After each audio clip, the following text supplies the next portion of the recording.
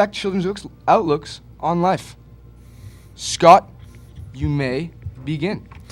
Yes, they do. They can affect someone's outlook on society as a whole, their political views, even their views on violence. They may get a war game and think, oh, hey, this is cool. I want to go kill people overseas. They might get a war game and think, oh my God, this is terrible. This goes on in the real world. The world is a terrible place. I do not like it. It might cause them to become depressed. It might cause them to be fed up with the world. There's endless possibilities. Time. Jaylen, you may begin. Well, the difference between the video game and the real world, it all depends on what game they're playing. Like if they're playing some alien game, then they're not going to know that it's not real in the world. Some people believe there are aliens, others believe there's not aliens. And if they play a war game, then it can affect them, or however they want to put it. And in video games, they're just fake. It's all made up. That's about it. Time. Cross debate. Go.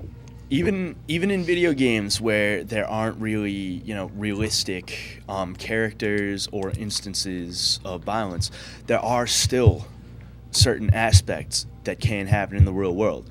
For instance, certain video games that might have magic, like the Elder Scrolls Skyrim, per se, it still has swords and other things. You can execute someone in games like that. But I don't think little kids are smart enough to go to a store, buy a sword, and then execute somebody right there on the spot.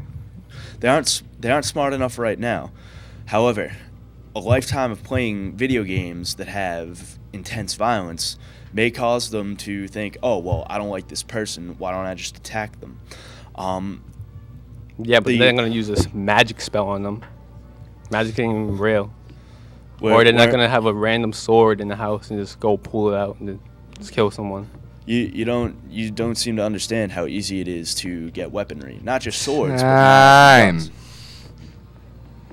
but Panelist.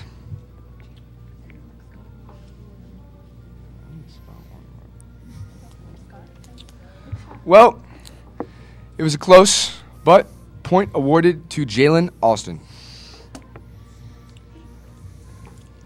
Number 6.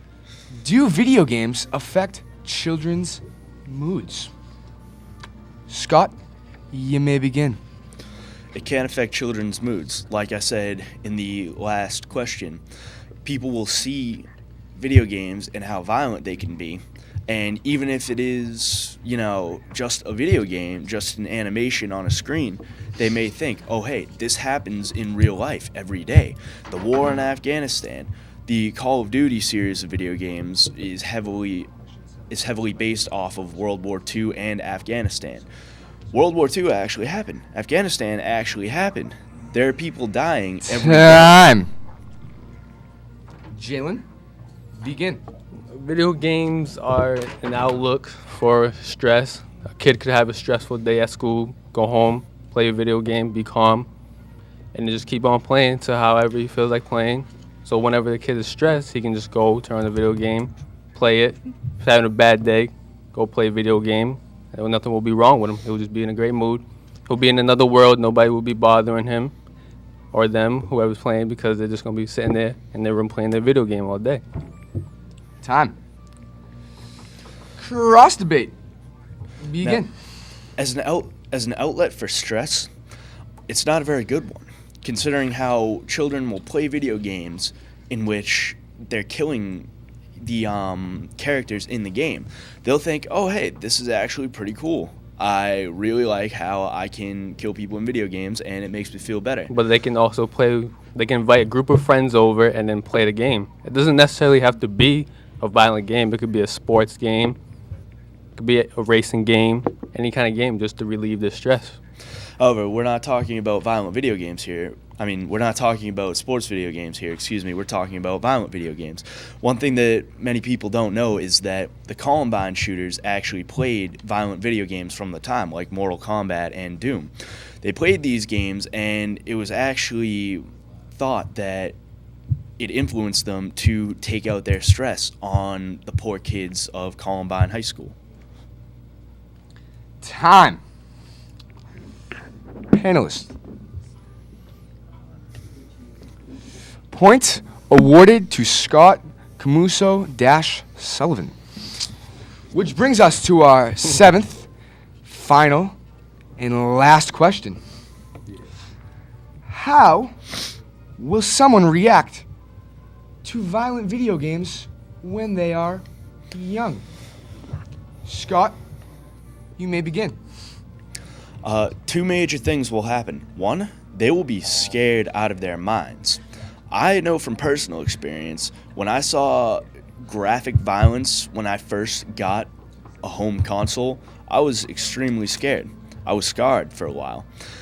Either that, or they will see the violence and they will think to themselves, this is awesome, I want to play these games. And like I said in previous comments, they will transfer.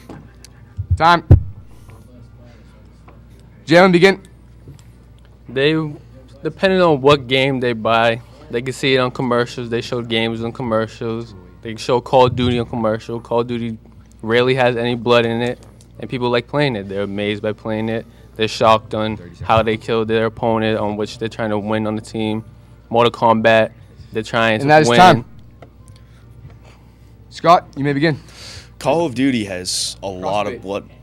Call of Duty has a lot of blood in it. As soon as you but pop when they in, see the blood, it just vanishes quick, though. It's not like there forever. it's still there though. In multiple levels, you can actually see people being executed in those games. In other games, you can actually do the executing. It's not a matter of, oh, hey, the blood disappears. It's a matter of the blood was there in the first place. And it Yeah, should not but have either been. way, kids are amazed by what they're seeing. They're amazed by it, and they think, I want to do this. I want to join the army and kill people, or, I want to do And this that is to time. the school bully. That is time. Now let me remind the viewers that the score was tied up at 3-3 for those of you who are keeping score at home. And the one that wins this question will win the debate. Now let's just remind viewers that there are no such thing as losers. If you put in your best effort, you're a winner in heart. But let's just say there was a winner today. Scott Camuso-Sullivan! He wins the debate!